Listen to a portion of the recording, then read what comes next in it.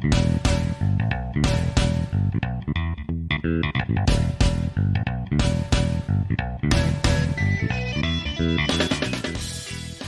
listeners, welcome to another episode of The Goods, a film podcast. This is Dan and I have Brian with me. You out there, Brian? Hey Dan, how's it going? We're here for episode number 108. 108, baby. Exciting. So Brian, we are just a couple days away from Christmas. How are you feeling? Are you feeling festive? Are you feeling wintry? Yeah, pretty good. I just got all my decorations up, finally. Took me a while to get started, but the tree is up with all the decorations, all the ornaments. I have quite a few.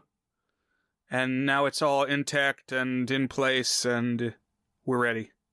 Do you have like a signature or favorite winter decoration? Oh man, there's so many at this point. It's been gauntlet-fied. I have like a full suit of armor in place and a 6-foot-tall nutcracker. Oh man. So it's hard to pick. I have quite a few favorite ornaments, and I have the Goods logo on an ornament that you gave me. That's right, yeah. Oh wait, I thought that one I got a hand-lettered, not the... Well, yeah, it's calligraphy, but... That's right, yeah. My 3-year-old has taken a liking to nutcrackers, so my wife decided, hey, you know what? We have 2 boxes of ornaments. One is labeled unbreakable, and one is labeled breakable. Let's be brave this year. Let's pull out some of our breakable ones. We got a 5-year-old and a 3-year-old. Maybe a bit silly. It's better age than 2 and 4, but, still definitely on the brave side. So some of our breakable ones are mini nutcracker ornaments, and my 3-year-old has latched onto them. So she finds them on the tree, takes them off, and walks around with them. And there have just been nutcracker like limbs and weapons and stuff that I've just found around the house. She keeps dropping them and like bumping them into stuff and breaking them. I mean, I don't really care that much. It's just kind of funny to see like a jaw separated from the rest of a nutcracker lying on the floor. Oh no, how are you going to crack your nuts? That's see, I don't think a 3-inch tall nutcracker ornament is going to be doing much nutcracking. That's what happens when you remove the function from the form, Dan. Really says something about civilization today. Maybe, yeah. Then again, you have a giant suit of armor that nobody's using in your house, so... But it can be used, Dan. I suppose, yeah. Unlike your 3-inch nutcracker. Very tiny little peanut or something. So, Brian, I asked you to watch a film for our film podcast, and that film is the 2019 Netflix original film, Let It Snow. Now, Let It Snow was directed by Luke Snellen, who I've never heard of. He's directed a couple of other YA-type movies, or at least quirky comedy drama movies. But the main reason that this movie is notable to me is that it is an adaptation of a book that I have read several times, and that is the 2008 book, Let It Snow 3 Holiday Romances, which is what they call a fix-up novel, which is when you basically assemble a few short stories or novellas into a single novel. So yes, this is yet another young adult adaptation. We had a month dedicated to that earlier this year. And it is yet another John Green adaptation. So John Green wrote one of the 3 stories, one of the 3 novellas within Let It Snow 3 Holiday Romances, the 2008 book. So I think this is the second John Green book that we've covered, but he's come up in many of our discussions, and he was a central focus of that episode where we watched Paper Towns, which actually I think preceded our young adult adaptation month, although I can't remember for sure. Because which one did he write? You said Paper Towns? Yeah, Paper Towns. Yeah. Okay. So the 3 authors who contributed novellas to this were Maureen Johnson, who is a terrific young adult writer. She wrote this series called Truly Devious a couple years ago that I binge read, and it was really good. It was like a little pseudo-noir teen story that was quite good. And then John Green, who, of course, I've read everything he's written. And then the third one is Lauren Miracle, who was a pretty big YA author around 2008. She wrote a bunch of books that were banned because of some sexual content, and also because she wrote them in like texting and internet lingo, but it was being put in school libraries, and dumbass parents were like, I don't want my kids reading this as literature. They should be learning how to write real English in school. So some of her books got banned. Like she has one called TTYL and TTFN and Late R Gate R, and just they don't even sound that good, but it's also especially dumb to ban them. Mm-hmm. But anyways, so I take it you'd never read this before. No, this was new to me, the movie and the book. I didn't dive too deep into the differences, but it looks like you're going to bring us some context. That's right, yeah. So I reread 2/3 of the book this week. I didn't get around to the third one, which was the Lauren Miracle one, but I reread the Maureen Johnson one and the John Green one, and I'll be talking a little bit about those. It did seem like some ground that we've covered before. Yeah. Would you say that in that regard that resembles the types of movies that I've liked in the past, Brian? The types of stories? Yeah, a little bit. I think we're going to cycle back to that. All right. So the reason that I picked this one specifically, obviously it's winter themed. It's set on Christmas Eve, so I think appropriate for the season. But also the John Green story within the book that is entitled A Cheer-tastic Christmas Miracle is probably my number one all-time comfort reading book. So I read it when I'm lying sick in bed and want something to read. I used to read it about once a year. I mean, you can breeze through it in like an hour. And it's just, I really liked it. It's really funny. It's pretty light, of course. It's got lots of great banter and quipping in it. And it does have a best friend romance told from the boy's perspective, which, as we have covered in the past, is my guilty pleasure when it comes to romance stories. In fact, the book version of the romance pretty much exactly fits the type of story we talked about in the Some Kind of Wonderful episode way back in the day. And we'll talk about how the movie does that a little bit differently here. But by which I mean the girl is pining after the boy in the book and not vice versa. But they changed it up here in the film. That's right. Yeah. Yeah. I also think that this novella by John Green has some really thoughtful writing on the risks and benefits of choosing to basically exit a comfortable stasis to aim for something more and take some risks. Whether it's like a romance, and obviously some of it is in the context of like taking the next step with a good friend romantically, or just an adventure, or like really anything where you're kind of in a comfortable state and you wonder if you should go for the next great thing. And here's just a couple of quotes from that book. I always had the idea that you should never give up a happy middle in the hopes of a happy ending, because there is no such thing as a happy ending.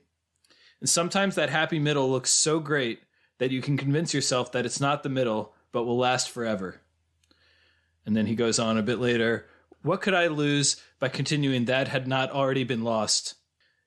And this theme of like a happy middle, I thought was like a really poignant way of describing that comfortable state that one could be in. And the last line of the book is, I put the latte down on the table, awash in the happy middle of my greatest adventure. So I really like the writing in this. I mean, John Green's always been a good writer and very funny, so I enjoy it. Yeah, I guess the moral is like that song that used to be on the radio all the time, the I hope you dance, I hope you dance. You know, are you familiar? Oh, yeah. My teachers would play that for us at the end of the year sometimes in elementary and middle school. Like, keep dreaming, kids. Yeah, seize the opportunity when it's there. Right. But Brian, on that note, and what I tasked you with last week is to come up with what are some of the comfort media for us. So I challenged you to come up with these things in different forms of media, like things that you revisit when you want a spirit boost, when you want to feel a little bit better, something easy and not too challenging, something that you've revisited a bunch of times. So I challenge you to come up with a movie, a TV show or episode, a song or album, and a book or a piece of writing. So were you able to come up with these things, Brian? Okay, Dan, so you gave me this assignment, things that you turn to for comfort, and some are a little deeper, some are a little more surface level. When it comes to movies, I'm going to select the one that ended my top 100 that we just did recently. At number 1, UHF, about Weird Al Yankovic playing a guy who makes weird TV shows and becomes famous and successful thereby. I love the scene when there's like a crowd that carries Michael Richards around on their shoulders triumphantly because he was kidnapped for a while by the rival television station, but then at last he's freed and they carry him back to his rightful place and he finishes out the telethon and it plays this like triumphant fanfare as they're carrying him into the station, and that makes my spirits soar. What about you, Dan, when it comes to movies? Nice. Good pick, yeah. So for a movie, one of my criteria is I ideally want to be able to start it at any point and stop it at any point and still have gotten something out of it. So that disqualifies, for example, It's a Wonderful Life, which, you know, always makes me feel inspired, but you have to watch it from start to finish to get that effect. So it's mostly kind of breezy comedies. I mean, Dazed and Confused, which was number 2 on my list when we did our top 100 movies, definitely up there. Hercules, just immensely watchable, always makes me smile. Snow Day and Teen Beach Movie have been movies we've talked about in the kid movies realm. But the one I'm going to go with is My Cousin Vinny. So many scenes are just so perfect. It does take a little long to get going, at least in my opinion. But man, from basically the start of the second act onward, every single scene is terrific. It makes me laugh so hard and smile. And especially the courtroom scenes with Joe Pesci bantering with these witnesses. And nobody's like a jerk in it. Is one thing I like. It's a clash of cultures, but there's not really a villain. And so I don't have to hate anyone or feel bad about anyone. It's just fun, despite being about a murder trial. So that's my movie. The next thing I had, Brian, was a TV show or a TV episode. Okay, so for this one, I am going with comfort in the sense of a stable presence. Just something that's always there. And I have picked Jeopardy, which I tune into basically every day. If I'm out of town, I've got the reruns recorded on my DVR. But always got to check in with that. It's a fun game to play. Keep your mind sharp. And yeah, I'm a big follower. Great pick. What are you thinking? For me, I'm going with a show that I adore. I've watched about 5 times. I always go to bat for whenever I can. And I can just put on any episode and know that I will laugh my ass off and also like the characters. And that is Party Down. 20 episodes. I like them all. Always makes me smile and laugh. So that's my pick for show or episode. What about a song or an album? Any picks there? Yeah, so music for me is the deep dive. As soon as you said, like, what do you go to for comfort? I have, like, multiple songs. In fact, maybe, like, a whole playlist that's just, like, if I'm feeling down, this is what I put on. And it's, like, my sad song playlist. And to share a little bit of that, one is Downtown by Petula Clark. I don't know that one. Are you familiar with that one? Oh, man. You got to play that one. It's like, when you're alone and life is making you lonely, you can always go downtown. Oh, I have heard that. Yeah, yeah. Or as Groundskeeper Willie sings it, Doon Tune. Good one. But another is, we've talked about it on our old blog when we did a couple articles where we were just collaborating on playlists. And I think we did one for what do you do when it's raining? And one I put forward was a cover of Can't Take My Eyes Off of You. That's an instrumental. and it's from this album that we had when I was really little called Moods for a Stormy Night, where the gimmick is that it's got like storm sound effects backing the music. And it's like instrumental tunes, but with rain falling in the background. And yeah, the best track on the album is Can't Take My Eyes Off of You. I remember you picking that one. That's a good one. I love Can't Take My Eyes Off You. The Frankie Valli one. I play that for my daughters sometimes. It's just such a rousing number. I do like that one. That's a great pick. And then the last one I want to give lip service to is a cover of the song Not in Nottingham from the Disney Robin Hood, but it's performed by a guy on YouTube named Logan Kendall.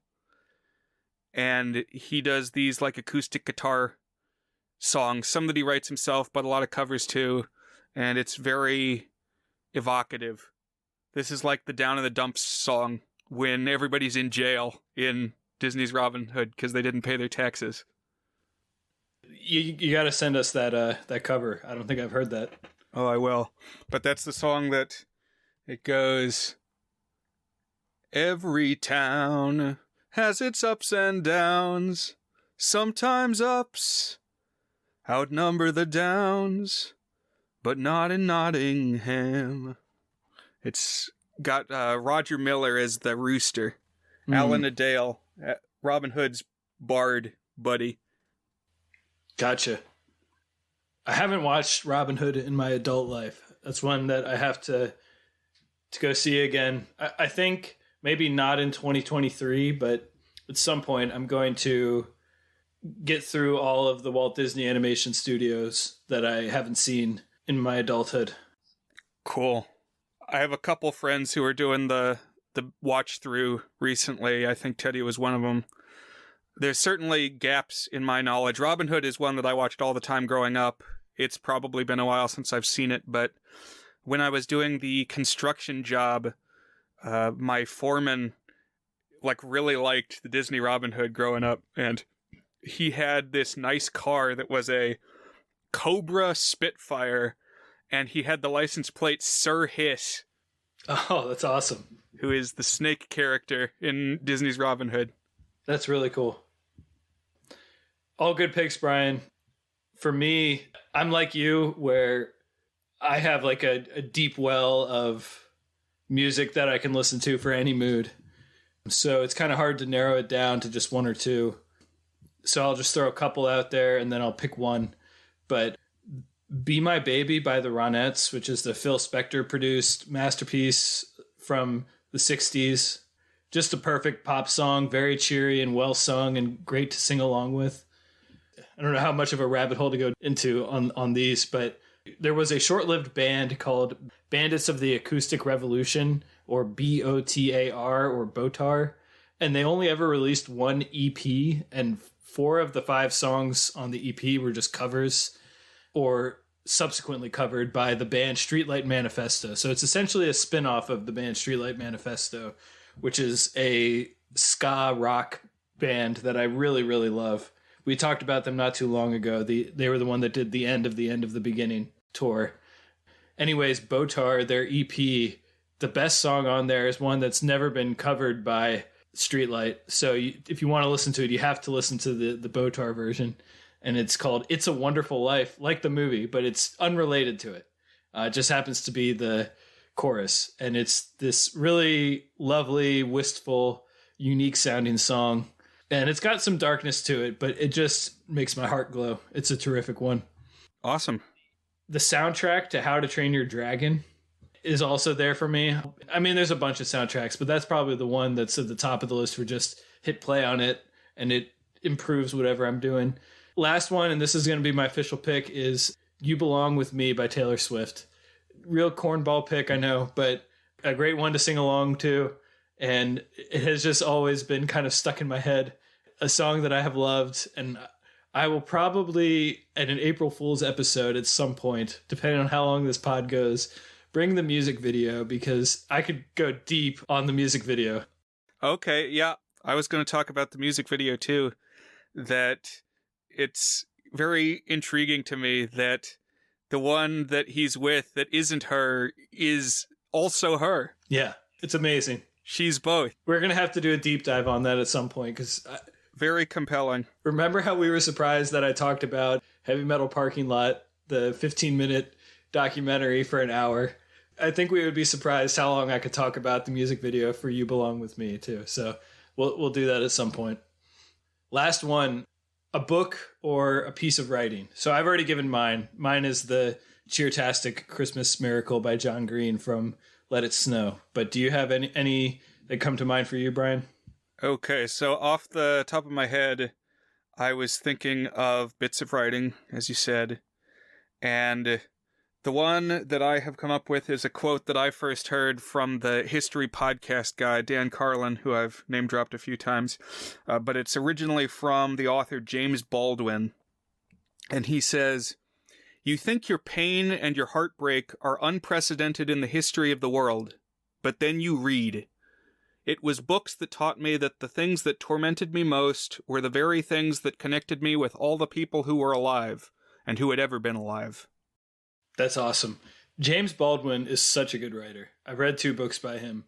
And just like on a book-for-book basis, one of the best writers I've ever read. I love James Baldwin. I'm glad you shouted him out. Yeah, but the key is that whatever you've been going through, somebody else has already done it. So that can be, comforting. It can also make you feel a little insignificant. But just know that what you're going through, other people have too. Well, I think what's great about the experience of reading is it doesn't really make you feel small in that regard. It makes you feel connected to other people, at least when I read, and find familiar emotions. Mm-hmm.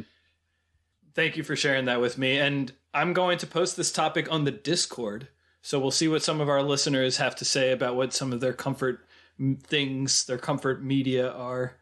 And listeners, I encourage you to join us and share your own at thegoodsfilmpodcast.com. It's got a link to our Discord. We'd love to see you there.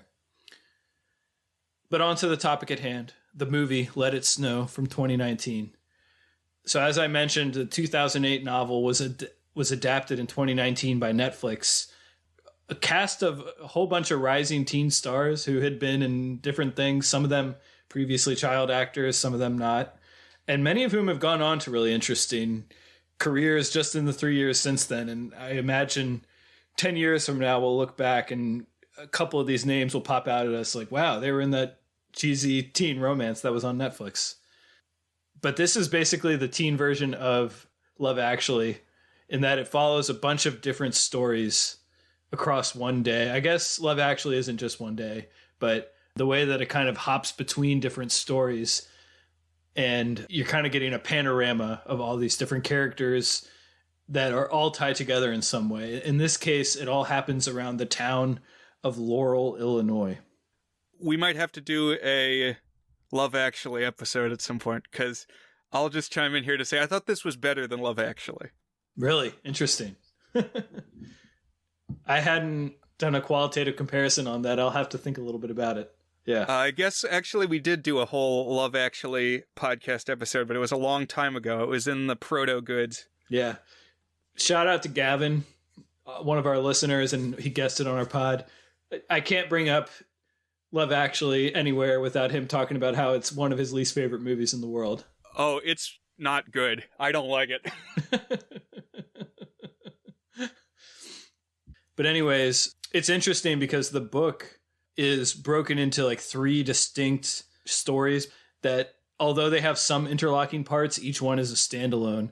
But this movie goes the Cloud Atlas adaptation route, where it takes standalone stories and like scene to scene, we're hopping to a new story, a different story. But yeah, I'm going to dive into the recap here, Brian. Any other preliminary thoughts before we dive in? Lead us in.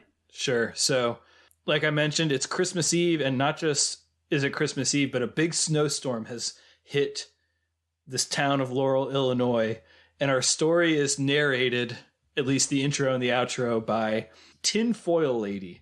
In the book, it's Tinfoil Man, or I think a Tinfoil Guy, I can't remember, even though I just read it yesterday. That's the Netflix adaptation for you. And here it's Joan Cusack, who has been in at least one other thing we've talked about, and that is School of Rock, where she is terrific. She's a very, very funny actress, best known as Jessie from Toy Story. And here she plays the role as like a slightly crazy but sort of wise woman, and she drives a tow truck around. And she always wraps herself in tinfoil for reasons that remain unexplained. And she gets mad if you ever bring it up. So what did you think of Tinfoil Lady, Brian? Well, this was one of several parallels I saw with Snow Day that we talked about last year. So you've got the kind of weird, creepy loner character driving around in a distinctive truck. Gonkulator. Yeah, so this one's not quite a gonkulator, but I was thinking of that. Yeah. And for anybody unfamiliar with that past episode, a gonkulator is a term my family uses to describe any truck, any large land vehicle that becomes super prominent in a movie to the point that it's almost a character. Yeah, this one doesn't place quite as much emphasis on the truck itself as Snow Day, but definitely a distinct image of her driving around in this car, this truck. And as we've kind of said, and will really be driven home as the movie goes along, this is one of those films where a bunch of stuff is happening all on one day. Yes. Which, you had a term for that I always forget, but I always really like it when you say it. What do you call that kind of movie? I've settled on calling them crowded hour films. That's good, yeah. I like that. Which, yeah, the crowded hour is a quote associated with Teddy Roosevelt. He said that, like, the Spanish-American War was his crowded hour. Dan is fond of these kinds of films where we kind of check in with characters and their unfolding storylines, and then maybe they all converge at the end, but they're all united by this unity of time. Mm-hmm. American Graffiti we talked about. Snow Day we talked about. How many other? I'm sure there's been other ones. Everybody Wants... Yeah, that one's a whole weekend, but same concept. True. Time loop movies, I guess. We had a whole month of those. Mm-hmm. I think that's a little different. That's true, yeah. That's true, because you get a different effect from it being a concentrated time period. So as I mentioned, it's all in one town, but more specifically, most of the stories weave in and out of a Waffle House, except it's not called Waffle House, it's called Waffle Town. In the book, they just call it a Waffle House, I guess trademark issues in the adaptation or something. So it's Waffle Town. The story's going to kind of climax there too. All the stories are going to end there at the Waffle Town. And one kind of gag about the Waffle Town is that the W is not lit up, so it's Awful Town, which I don't think that's in the book. I just read it, and unless it's in the third one, I don't think they make that joke, but I like that joke, calling it a waffle to awful. I think that's fun. Mm-hmm. I kind of want a restaurant that serves organ meat called Offal House. Offal. Oh, man. Wait. That's a term for organ meat. Awful House. I like it. Yeah. Offal, also called variety meats or pluck, is the organs of a butchered animal. Okay. There you go. So I think the way that you want to slice and dice the stories, you could group it into different segments. In my notes, I broke this into 5 distinct stories that interlock in some ways. So I'm just going to go through those 5 stories. So the first one is the biggest one, and this is the story of Julian Stewart. It's the biggest one in the sense that it gets the most screen time, I think. So Julie is played by Isabella Merced, who starred in the Dora the Explorer live-action movie they made a couple years ago. Oh, wow. Have you seen that one? I just remember the trailer going viral. I've heard it's actually pretty good. It got surprisingly good reviews, yeah. And Stewart is played by Shameik Moore, who I think it was later this year in Let It Snow, or maybe it was earlier that year, played Miles Morales in Into the Spider-Verse.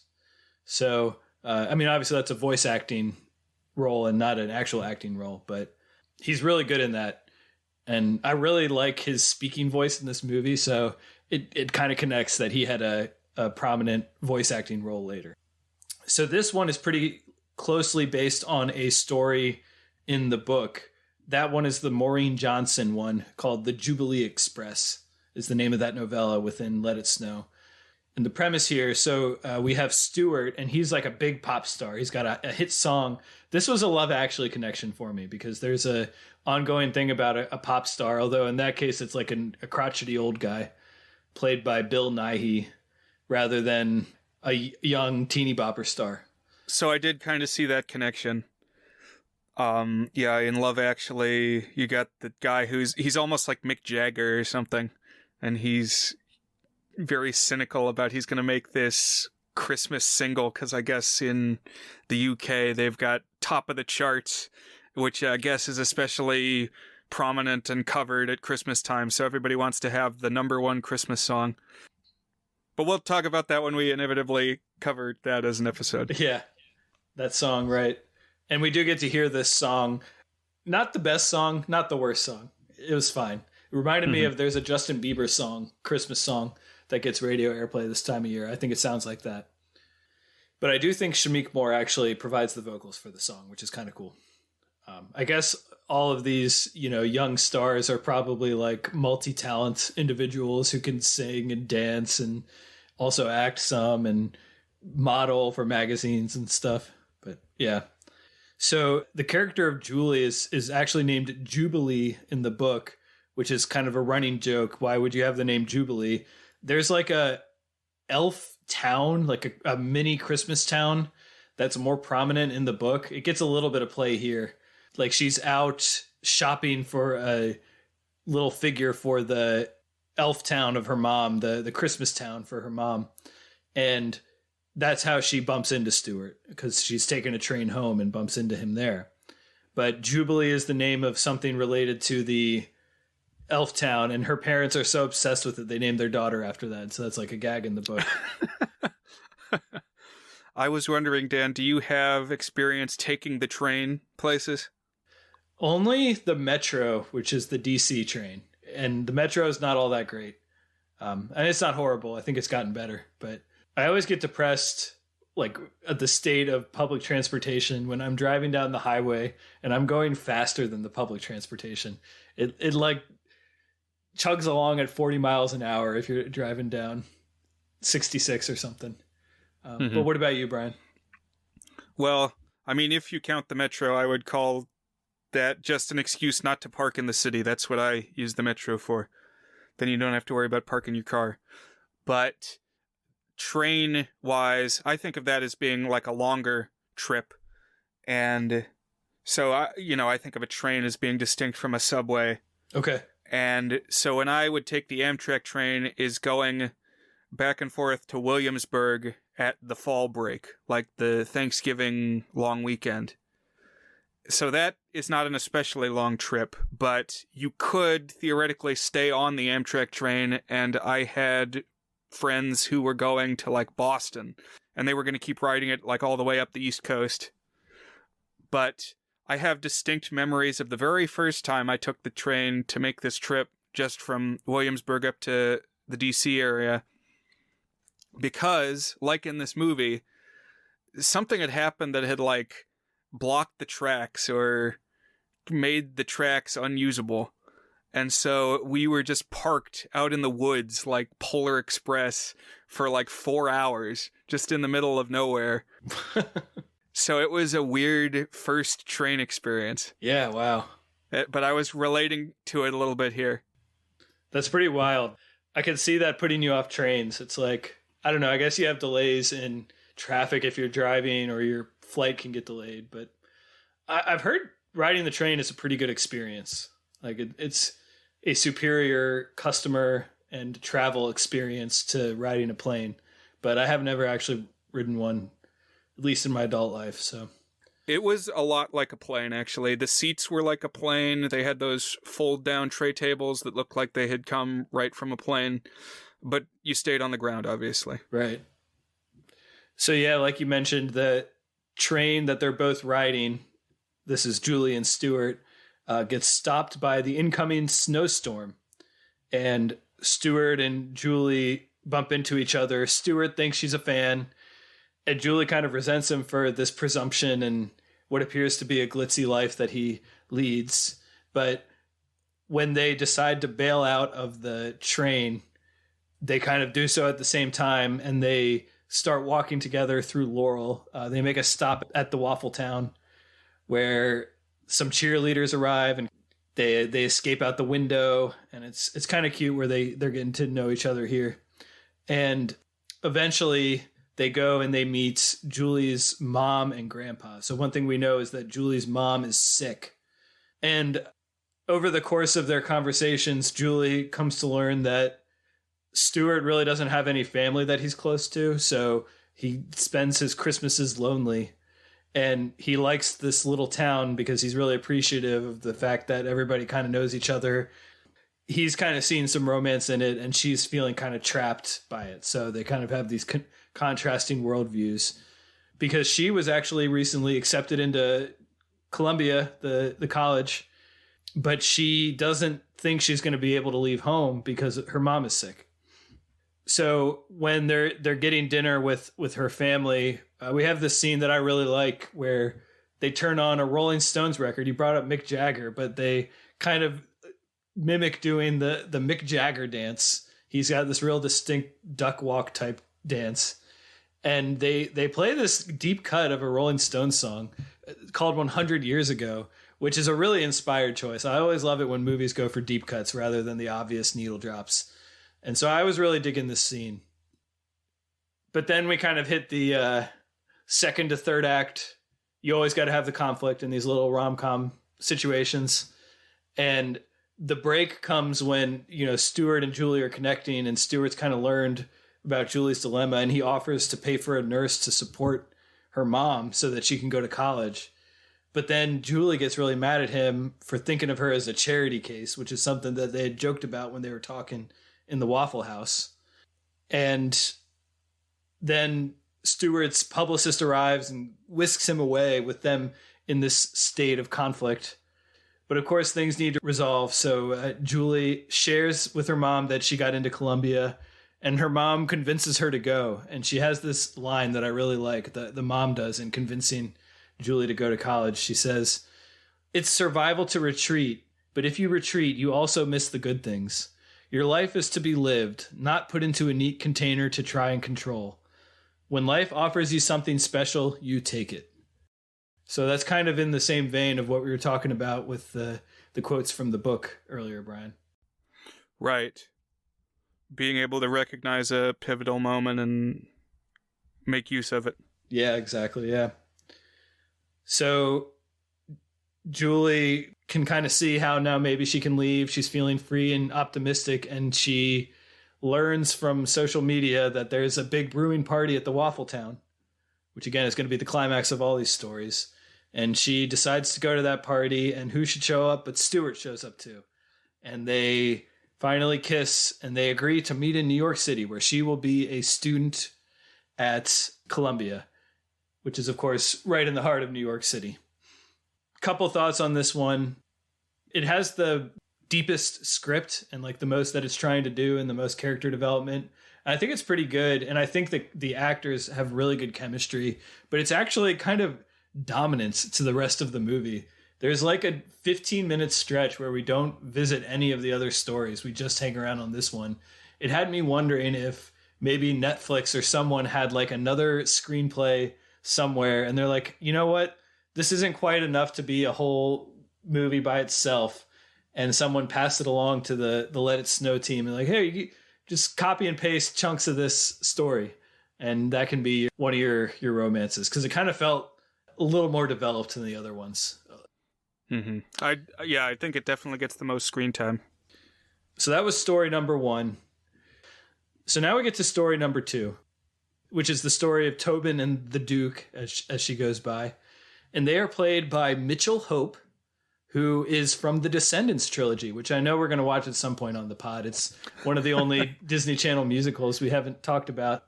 Right. It spawned a franchise, so we got to check in with it at some point. And then Kiernan Shipka, I think that's how you pronounce it. She was in Mad Men. She had a prominent role in the later seasons. And she's the star of the Netflix show Sabrina the Teenage Witch, the Riverdale spinoff that I think it was a Netflix exclusive. I could be wrong on that. Did you ever watch Riverdale or the Sabrina spinoff, Brian? No, I haven't. Gotcha. So the new Sabrina show is tied in with the Riverdale show? I mean, I do know that Sabrina originally came from Archie Comics, so that might make some sense. Yeah, it's actually called Chilling Adventures of Sabrina. And looking it up real quick, it does look like it was for Netflix. And it kind of had a more horror theme to it, yeah. But it was tied directly to Riverdale. Gotcha. So this one is kind of the adaptation of the second of the stories, which is A Cheer-tastic Christmas Miracle, the one that, of course, I am quite attached to. And so I was very interested to see how well the movie would do with this story. And I got a couple of thoughts, but let's kind of get into the story here. So this centers around Tobin, who it's a boy's name in case you didn't know, and Angie, who goes by the Duke. And the reason she goes by the Duke is due to her tomboyish look and attitude. Although Tobin has fallen in love with her, he's afraid to admit it. So we get all these scenes of where he's trying to blurt it out, but can't quite blurt it out. So I was a little disappointed that they reversed the angle on the love story here, where instead of having the girl being pining after the boy and the boy just being a dumbass and not realizing it or thinking about her in that way and trying to kind of overcome that mental block, it's a little more cliche to me that it's the boy pining after the girl and he just got to speak up about it. Right. I think this way is how we see it more often. Yeah. I still think it works pretty well. And the one thing I'll say about it is like the casting is perfect. Both of these actors look exactly how I imagined them in the book, and their chemistry is pretty similar to how I imagined it in the book, and they have good chemistry. So despite my disappointment about the setup, I really like the casting, and whenever we check in on this story. So we learned that they've been friends since they were 5 years old, and they have a tradition of Christmas Eve movie marathons. But this year, the Duke suggests that they go to a college party with this boy named J.P. LaPierre, which I think is a great name, who is this athletic guy a couple years older than them. And Tobin suspects that J.P. is into the Duke. So he's obviously nervous because he is trying to express himself and his feelings this Christmas Eve. But they decide to go to this party, and they drive he's got this old like land yacht style car, like an Oldsmobile. I think it's technically a Ford, but I love looking at these gnarly, huge old cars. And they've named the car Carla, which comes straight from the book. There's a lot of good gags about Carla, the car in the book. And they go and meet JP where they play broomball, which is a hockey type game. Have you ever played broomball, Brian? I haven't played it, but I knew what it was before it showed up on the screen. It's basically like less purpose-driven hockey. Like, you know, you think of a hockey stick and a hockey puck being very much designed for those purposes, but this is like how you play hockey when you don't have that special equipment. It's like literally you got like a push broom and like a kickball. But yeah. Other than that, the rules seem the same as hockey. Right, I think it's similar. The big distinction on broomball as opposed to hockey is that you wear shoes when you play broomball, not skates. And so I think people who play broomball seriously have like special like spiked boots, because obviously you don't want to be slipping when you. I also think this game is kind of popular in Canada and like the Dakotas and stuff, where it gets super duper cold, so cold that the ice isn't quite as slippery, I think. So you can just wear your heavy duty boots and be running around on the ice.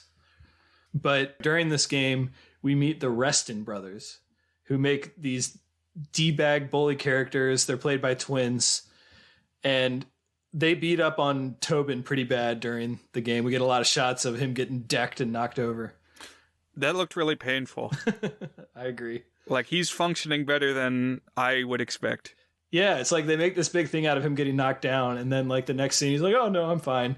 And his bruises don't seem to be an issue the rest of the movie. I feel like they should have given him some bruise makeup for the rest of the movie. or something like that. I don't know. But I really like the Reston brothers, both in the book and here. They're just like good villains. And they get a good payoff in this movie that they don't get in the book that I liked. So kind of mad that he's been beat up. And also to support his friend Kyun, I think is how you pronounce it, who we'll get to in a bit, who's trying to get the party going at the Waffle Town. He decides that he's going to steal the keg that the Reston brothers brought to Broomball for some reason. There's just a keg hanging out there. So they grab the keg and they run off with it. And now we kind of have this car chase because they're in Carla trying to escape the Reston brothers, who hop into some sort of sports car chasing after him. And it's just a fun scene, and it's fun in the book too. I feel like I'm obviously talking more about the adaptational aspect here because I care more about the story, but I feel like it captures the great adventure energy pretty well for some of these scenes that's in the book. So even though they managed to escape the Reston brothers in the car chase, Carla's tire pops shortly afterwards and they crash into a snowbank, and they're kind of stuck at this church where they have to call, of course, the tinfoil lady, the woman with the tow truck. And so they go into this church. They're just hanging out in this church. And we get this really lovely scene of Tobin finding the pipe organ and playing a song called The Hole of the Moon, which is this 80s pop song. I actually think it's much nicer here. If you ever go and listen to it, it's kind of a synthy song. But here with scored just to the organ and just to Tobin and the Duke singing it, it's a really lovely little scene, I think. I think another also great music selection. They're 2 for 2 on the songs they picked for emotional texture, I would say. Yeah, I suppose this was probably my favorite music selection of the movie. But as this outing goes along, Tobin starts to grow upset because it really seems like the Duke has connected with JP, and he's worried that he's missed his shot or he still doesn't quite know how to express himself. And they get into like a little feud, and the Duke heads off to a party with JP, leaving Tobin stuck with the car in the snowbank waiting for the tow truck. There's a little gag here where someone asks him at the church, "Are you a wise man?" And he says, "Yes." And they hand, like, just with no context, he says, "Yes." They hand him what looks like a Jedi robe, and he puts it on. And we learn that there's like this big secular Christmas play, which is another gag from Love Actually, the Christmas play that is not biblically accurate. But we get a little snippet of that play as well at the church. At last, though, Tobin gets towed.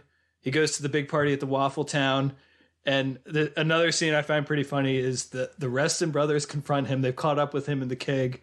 And he's just had enough from the day. He goes psycho for a minute, like threatening them.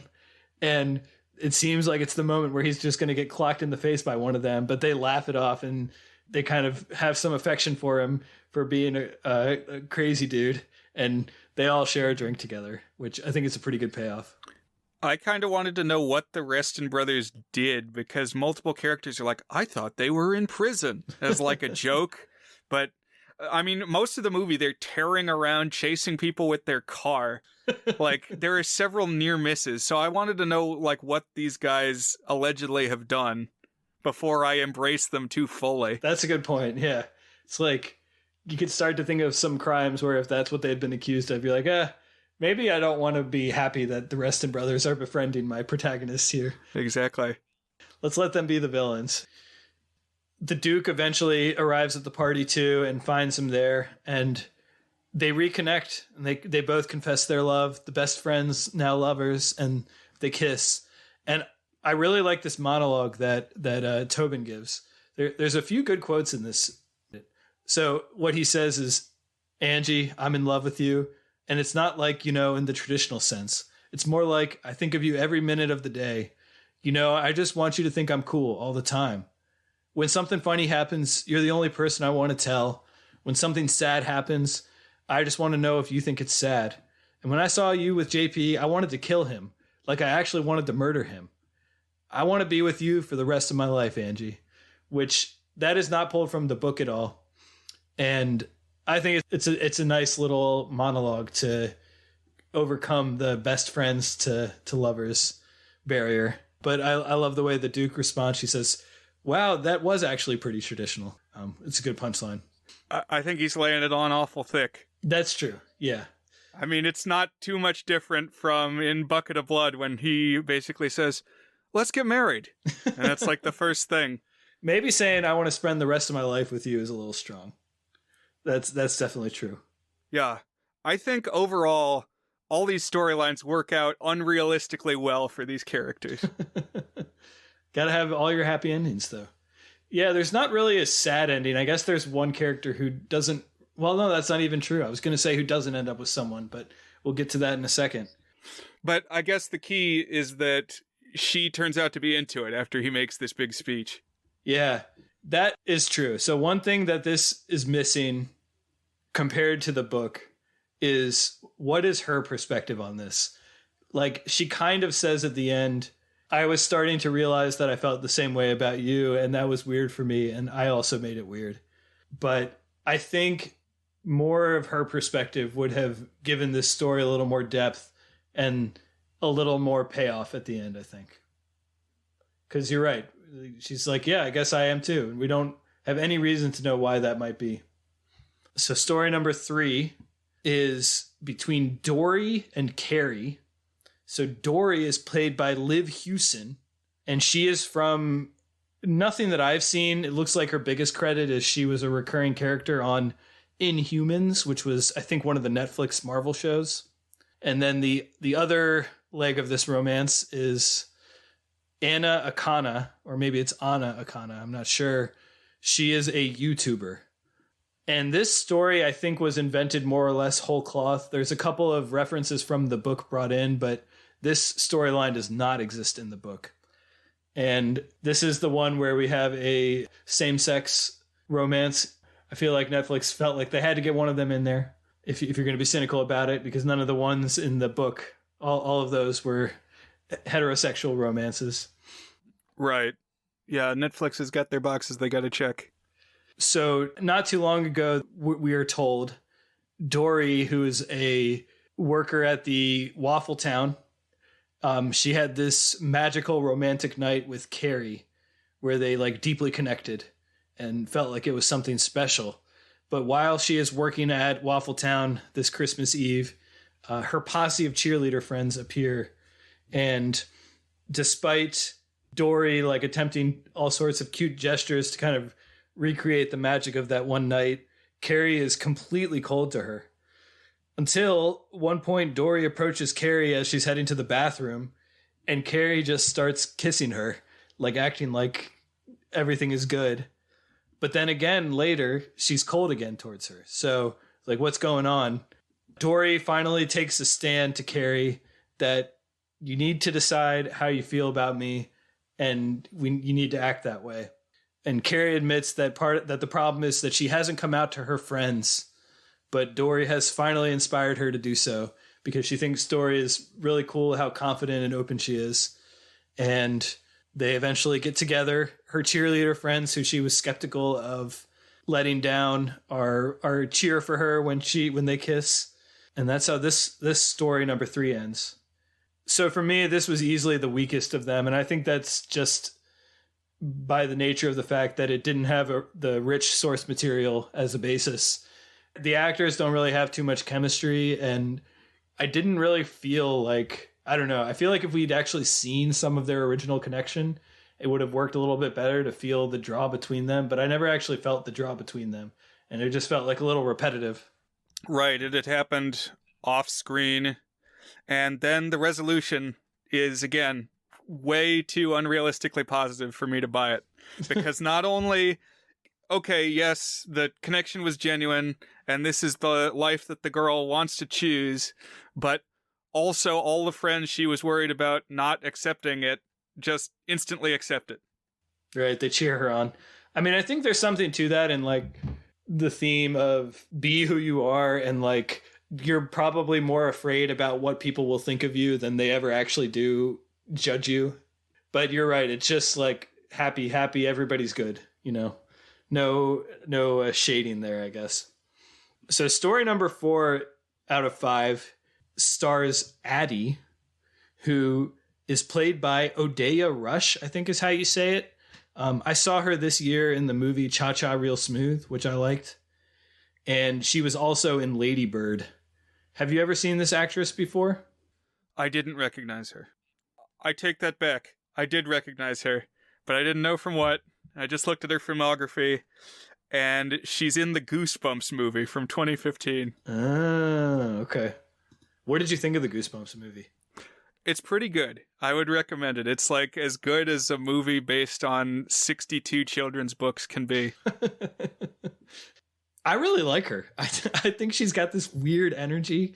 There's like, I don't know, just something kind of aloof and ditzy, but also like genuine. And she manages to have good chemistry with pretty much everyone she's on screen with and everything I've seen her in. So I liked her, and I thought she did pretty well in this movie. So in this story, Addie is best friends with Dory, who was the worker at the Waffle Town from the previous story.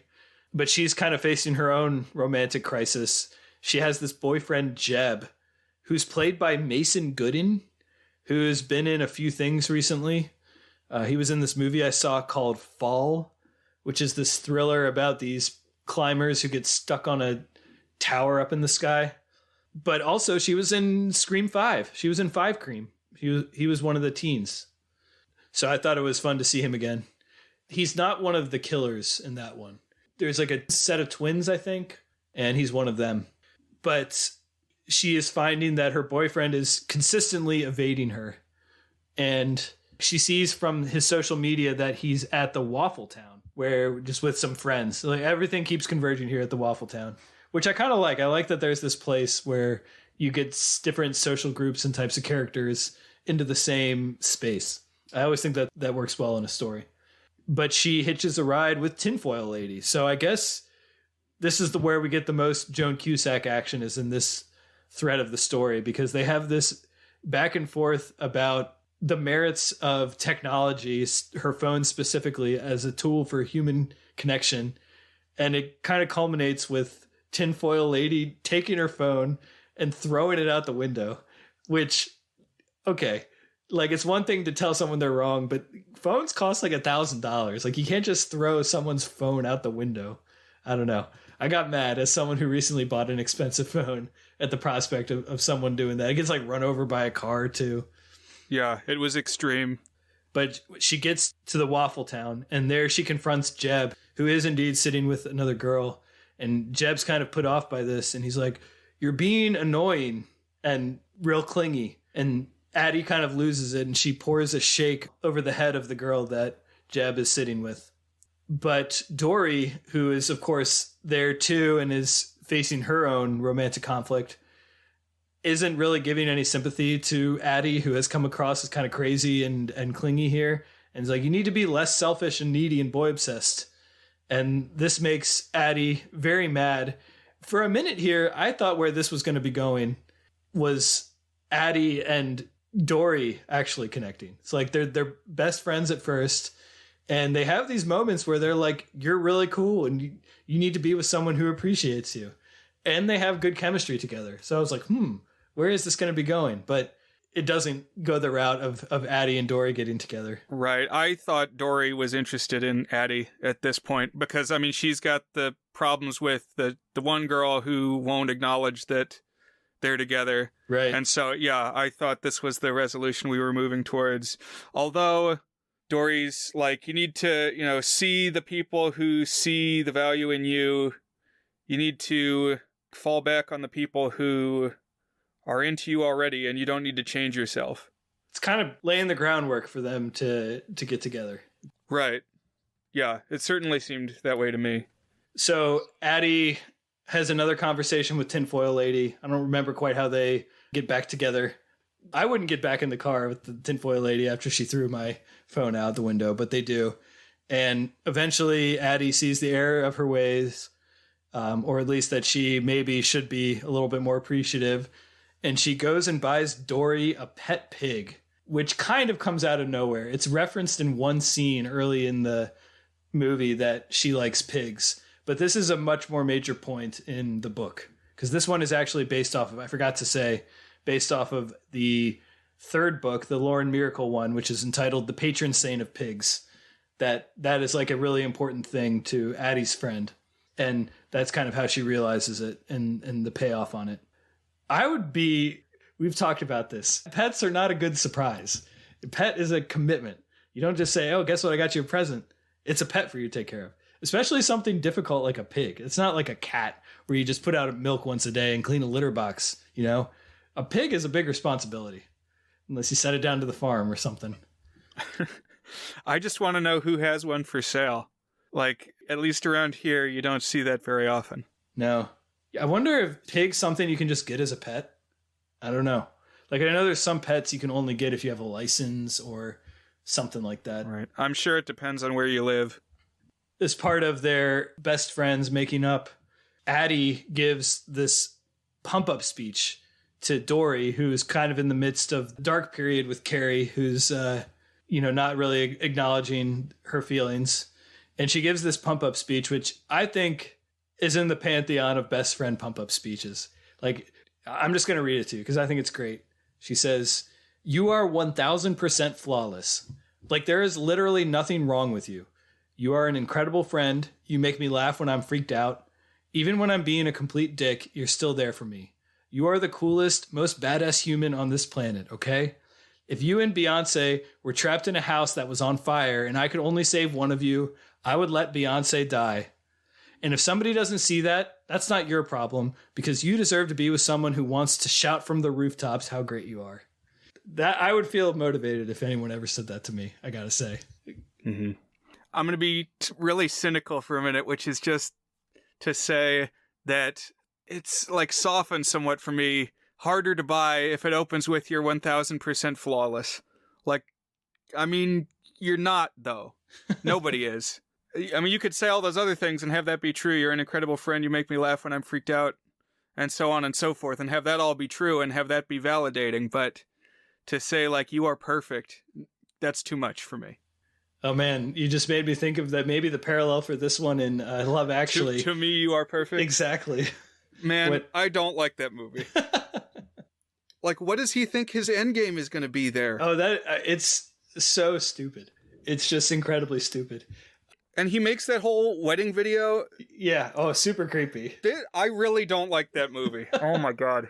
Like, did they pay him to make that video? Did he just think they would never watch it? No, he just brought a video camera to it's supposed to be his best friend's wedding. He brought a video camera and he's like filming close-ups of the bride the whole time. It's really messed up. Yeah. I guess I get more amusement out of that movie than it sounds like you do. In some part because of the badness and the outright cheesiness and ridiculousness of it all. Yeah. The part that I liked is when Liam Neeson is a single father and he and his son bond by watching Titanic. Like, if they're ever feeling bad, they just put Titanic on. It's like, okay, I can relate to that. But that's weird. Like, why would you watch a 3.5 hour movie about a dude who has a one night stand with someone? I don't know. I guess everybody has their comfort movies. Because it's a great movie, Dan. Oh, I know. We both had it in our top 100. I'm just not sure it's something I would be showing my 10-year-old. I see, that's funny, because I think, obviously what's his name? Rick Grimes, the name of that actor? I forget. Yeah, Andrew Lincoln. Yeah. Hold on. Now I'm getting confused. Andrew Lincoln, is he the actor? And Rick Grimes... Andrew Lincoln is the actor. He plays Rick Grimes on Walking Dead. Frank Grimes is Homer's rival. Okay. Grimy, as he liked to be called. Change the channel, Marge. But I think the Liam Neeson one gives me the willies, too. Just the way that he's like really involved in his kid's love life. And some of the advice he gives him is not good. I don't like that one very much. This is turning out to be a stealth Love Actually episode, I guess. The stinger of this one is Addie bumps into JP, who had been the third wheel character in Tobin and the Duke's story. So even JP gets a happy ending here. All right, last story. This is story 5. So this is between, I'll just say the name as he calls himself, DJ K Star Power Money. And also in there is Billy, who I'll go through their roles here in a second. But DJ K Star Power Money, also known as Keon, is played by Jacob Batalon, I think is how you say it. I'm not 100% sure. but he had some pretty big castings because he plays someone in the MCU Spider-Man movies. I think he's Peter Parker's friend. I don't actually know. I haven't seen any of the MCU Spider-Man movies, but did you recognize this guy? Yeah, and I mean, that was my touchstone too. This is the guy who's in the recent Spider-Man films. I think his name is Ned or something, and he is like a classmate of Peter Parker. Gotcha. And then another character who I just want to talk about here too is Billy, and he's played by Miles Robbins, who is the son of Tim Robbins from Shawshank. He hasn't really been in too much stuff, but I thought this guy was really funny. Billy plays the manager at the Waffle Town, and he gets a lot of really funny lines and moments. He gets a gag where he talks about how he's banned at the liquor store, and it gets just enough detail to be very funny. It made me want to know more. Like, I want to cut of this movie that just follows Billy around for the day. I thought I recognized this actor from something, but I'm not sure. I guess he's Tim Robbins' son. Yeah. Wikipedia said he studied documentary film at Brown for 3 years, but then dropped out, which is the kind of thing you can do when you're Tim Robbins' son. Oh, he was in the Dahmer movie that the star of Teen Beach was in. Right, and he was also in Halloween 2018, so for both of those, I was like, oh, I probably saw him in that, but he was like very minor parts in both, so. Did you see the 2018 Halloween? I did see that one, yes. Okay. That's interesting. I don't know if I would have placed him from that. Obviously, I binged, or maybe not obviously, but I binged the Halloweens this past October, so fresh in my mind. But anyways, this bit of the movie opens with Keon. And again, I'll say it one more time because it's funny every time it comes up, which is not often enough in the movie. DJ K-Star Power Money. Tobin notes, it looks like a text a baby would send because he does it with like symbols. He wants to host a party with his parents out of town. Classic teen story. A beat ripped from Dazed and Confused. The parents come back or basically decide not to travel. And so the party is off and they need to find a different place for the party. He works at Waffle Town, so we see him there. And he was bummed about his party being canceled because he was hoping to get his big DJ break because somebody named DJ Tempest said he was going to come to the party. Another good quip from Tobin here because Keon is best friends with Tobin. His name is Rob. It's a normal name. And just because he DJs a pool party doesn't mean he gets to rename himself Tempest. There's actually a lot of funny lines in this movie. I laughed a bunch of times. Yeah, there's some very stylistic dialogue. The spirit of it kind of reminded me of like the Royale with cheese in Pulp Fiction. Like, it's the kind of dialogue that it kind of has the ring of regular conversation, but like if you talked with your friend for 100 years and then boiled it down to just the bits that were funny or interesting. Oh, I like that. That's also how John Green writes. Whenever he writes, I feel like exactly what you said. If you like distilled the funniest things that a normal teen had ever said in their life, that's what you get in a John Green novel. It's like all of those bits. And so he decides his mission is he's going to throw a party at the Waffle Town. And Billy, who the manager there, and he kind of interlopes in on a bunch of the stories, Billy does, encourages him to do so. And it seems like it's not going well at first, but it builds and it builds, and Tobin brings the keg. And finally at the climax, we have everybody come to the party. And that's where all the lovers reunite at this party at the Waffle Town. So it's kind of like a nice place where everything converges. I'm trying to think of other movies where everything converges in a single location. I guess American Graffiti has that because they have the race at dawn or whatever. Right. And so this movie made me think of a couple ones. I definitely saw some parallels with Snow Day. I kind of mentioned that earlier. But with the sense of Snow Days having a sense of like magic possibility. Of course, it's got the best friend romance. You got the person driving around in the not quite gonculator.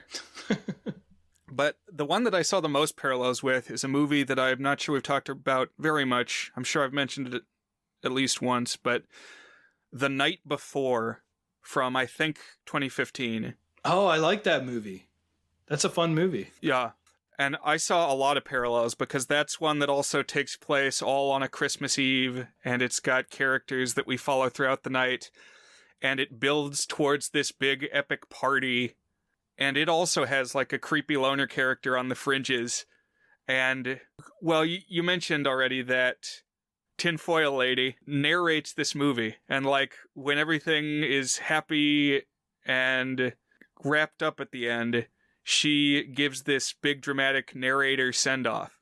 So she seems to be more important and tuned in than we realize. Like, she seems to have some gonzo Charles Dickens omniscience going on. Okay. Maybe some Tom Bombadil, too? Yes. Actually, I like that theory that Tom Bombadil is the tinfoil lady. Okay. But this happens in The Night Before as well. The characters have this weed dealer that they keep running into because it's like they keep getting weed from him, but then something happens that they lose the weed and they have to call him back. And so he keeps popping up. But then at the end, spoilers, it turns out that this legendary party that like everyone in New York wants to be at, he is the impresario. He's the one putting it all together. He references Gatsby. Like, that was his inspiration, was like, be the shadowy figure throwing this massive party. And you would never expect it because he's like this shabby drug dealer guy. And then at the end, he also grows wings and flies away. So I guess he's a guardian angel too. But that's what I was thinking of when suddenly here is Joan Cusack back to wrap up the movie. That's a fun movie. Seth Rogen, Joseph Gordon-Levitt, Anthony Mackie, Lizzie Kaplan, Mindy Kaling. All at peak powers, all very funny. You know, I stan Lizzie Kaplan. Right, I ended up liking that one quite a bit. I saw it a couple times in theaters because I had a pass that year. I saw it with Nate, who's appeared on the pod and who is a good friend of mine. And we snuck in airplane bottles and drank while we watched it. But yeah, so as you mentioned, it winds down with Tinfoil Lady giving her parting remarks. And I kind of liked the way that she tied it together. She talked about how Christmas Eve could also be the eve of the rest of your life. And just as she says that, the W on the Waffle House lights up. I don't know why. This little image just tugged my heart a little bit. It tied it together well, I thought. That's how Snow Day ends. Not Snow Day. We were talking about Snow Day. That's how Let It Snow ends. All right, Brian, let's talk a little bit about this movie. So some good things, some not so good things, some observations. So broadly, I did enjoy the dialogue. It's quirky. Mm-hmm. Had some funny moments. Overall, I think things turned out a little too positive for everybody involved. That's just me. Yeah, it's an upbeat vibes movie for sure. Especially the ending. It's like a very happy ending. It doesn't have the one from Love Actually where Snape is cheating on Emma Thompson, and we get a good cry about that. At the same time, though, I guess something about Love Actually is that it's a little too all over the place in tone. It's like some things are really super dark, and it's like, are we going to even acknowledge that? Or I guess we're just moving on because there's 10 stories happening. Yeah. And for some reason, the dude who proclaimed his love with the cards is still hanging out with the couple that just got married. I don't know why. That would be really... Do you think like that ever came out? Like, did they just pretend it never happened? I don't know. I always thought it was weird. Yeah, it was very weird because it's like either he's going to just say his piece and then leave her life, which is still not a great move, but like, I guess it makes sense. It's just like retreat gracefully. But he's like hanging out outside her house. Like nothing he does the whole movie is normal or acceptable. He's like very creepy. And the movie doesn't seem to acknowledge that, which makes it even creepier in some ways. The dumb thing about that too is they all unite at the airport. Why are they all at the airport? It doesn't make any sense. I mean, some of them, I think it shows like who's flying, but like the airport has nothing to do with the rest of the movie. It's not like Waffle Town, where Waffle Town had been the setting for much of the movie, and the whole time it was kind of building towards that. So it made sense as the climax. Right. It makes sense that a lot of them come to the school in Love Actually because there's like a talent show. Right. But then, yeah, then it's like everybody after that goes to the airport, and where are they all going? Doesn't make a lot of sense. You're right. Something, though, about this movie, Let It Snow, is it was an extremely Dan movie. The Dan-iest Dan movie. I was picking up on bullet points, Dan-style points from early on, and it just kept going. I was calling to mind the Breaking Bad clip where Jesse says, "He can't keep getting away with this!" Because, of course, the thing that I always do is reference Breaking Bad. There you go. Ties it back together. I definitely was like, could it possibly be more of a Dan movie? Like, in terms of the stereotypical Dan things. But what were some of the things that, when you were watching it, made you say, hey, this is a Dan movie, as opposed to a Brian movie? Okay, well, you got the best friend romance going on, and the thing where it's a teen movie that's all happening over the course of one day. Oh, and it was adapted from a young adult book. So all of these things were in my mind. And I think the most concise explanation of the difference between a Dan movie and a Brian movie is I was listening back to our top 100 movies discussion, just kind of had it on in the background while I was taking a shower or something. And you described one of your movies, and I'm not even sure which one it was, as a magical night walking around campus. I was like, had my ears prick up for a moment. I was like, huh? I didn't remember talking about this. And then I thought back, it's like, wait a minute. He means you're on campus and it's nighttime and things happen all in a short span of time. But it is not a knight, K-N-I-G-H-T, who is magical, who has suddenly arrived inexplicably on campus, because that would definitely be a Brian movie. That's pretty funny. No knight in shining armor. That must have been Shithouse from 2020, but that's pretty funny. I like that as like a good encapsulation of the two visions. Is it a magical knight or a magical knight with a K? Yeah, that's true. It was occurring to me that this was very much a Dan movie. What more could it be to be a Dan movie? And I couldn't really come up with anything. Maybe if there was a time loop in there. So I was wondering, did you watch this pretty soon after it came out? Yes, I kept up with its development. When they released the poster, which came out before a trailer, I guessed who each of the characters was from the book. And I pretty much got them exactly right. There's a moment in this where two characters fall down in the snow, which is an image I always like. We've seen it a couple times. We talked about it in Snow Day. We talked about it in Eternal Sunshine of the Spotless Mind, like the shot from above of the two people lying down in the snow. And the poster is that kind of extended to the entire cast. And so maybe I'll drop it in the Discord, or if you just Google it, you'll find it. But I was like, oh, I bet that's Tobin and that's the Duke. I bet that's Jubilee and that's Stuart. I bet that's the best friend. Okay, and I pretty much nailed it. I was pretty close, but I did watch it. This is my second time watching it. I watched it with my wife shortly after it debuted on Netflix. And I would say I think I liked it a little more this time through. My big issue with it is I think the stories are really uneven. Like, I think the first one I mentioned just gets way more screen time than the rest. And so the characters get a lot more development. I'm not saying I want the movie to be longer. I like how brisk it is, but if we could have somehow had a little bit more development on the Tobin story, for example, I think that would have done more. Or the one with Dory and Carrie, if we could have seen a little bit more of their off-screen connection, I think that might have helped.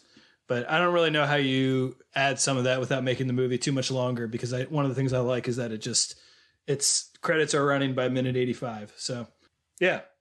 Before we throw a rating on this, a couple of differences in the book that I haven't mentioned. So one is the Stuart and Julie story. Like I mentioned, it's Jubilee instead of Julie. Stuart isn't a pop star. He's actually the local. And Julie is from out of town. And there's a pretty good gag in there that the reason she has to go out of town is to stay with her grandmother because her parents got in a big brawl over the distribution of this year's Elf Town Village pieces. And just the image of like a bunch of middle-aged people getting into a fight about a little Christmas Town piece is pretty funny. There's also a character named JP in the book, but he's kind of just a pal. He's like, it's a Harry, Ron, Hermione dynamic where it's two male friends and one female friend. So he's not like the third prong of a love triangle in that one. He's kind of similar to Kyun in that regard, although Kyun is a character in the book as well. And Jeb, who is the boyfriend of Addie, who kind of gets ditched, he has a totally different arc.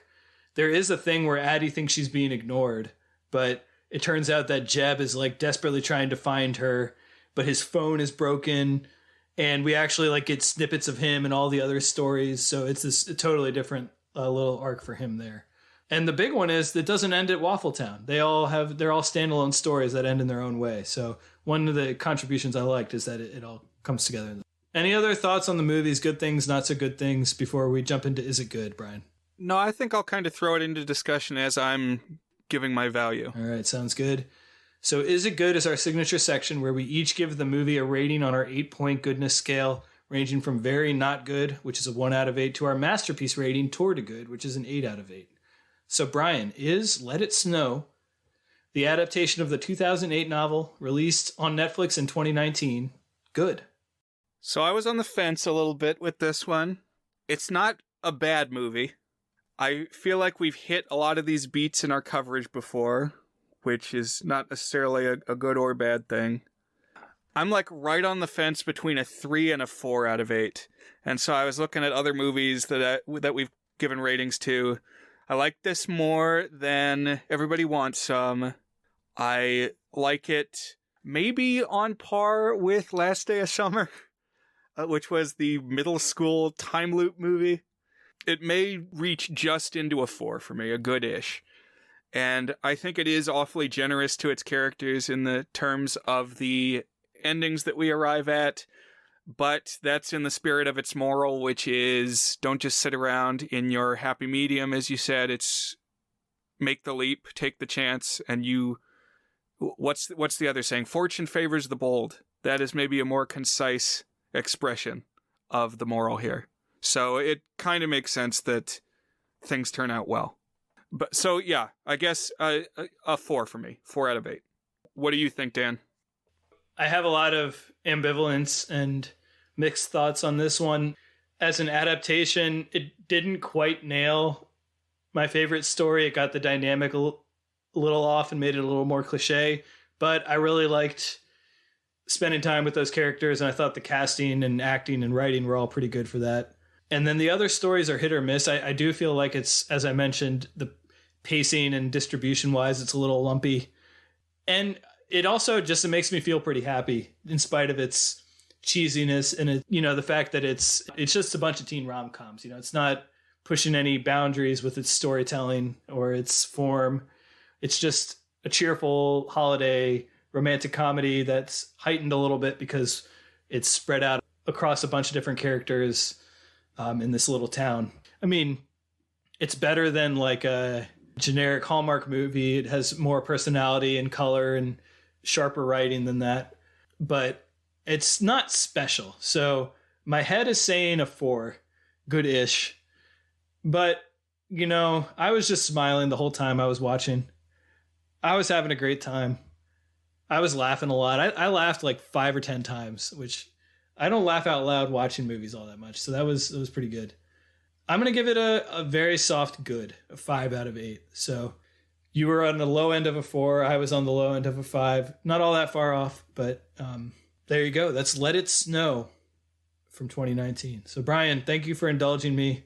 I always like to kind of use this as a canvas to break apart movies that I can't quite decide how I feel about them. And I was glad I did it this time because I ended up feeling a little bit more positive about the movie than I had when I watched it for the first time around when it came out. So that's what we have for this week. But Brian, what are we going to be doing next week? Okay, so in some regards, I was glad that this was some well-trod Dan movie territory because another movie that I was seeing commonalities with was Anna and the Apocalypse, which we covered in the most recent previous Dan hosted episode, where, even in that one, you got the friend romance and the time scale is condensed and, a lot going on in a central location that the people are kind of journeying to.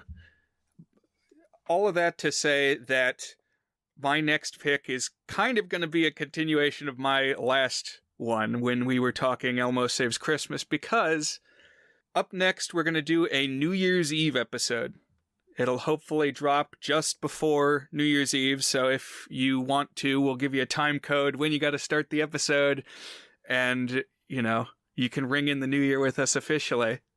But I've got a couple things I want us to cover. One is Sesame Street Stays Up Late, the 1993 New Year's special from Sesame Street.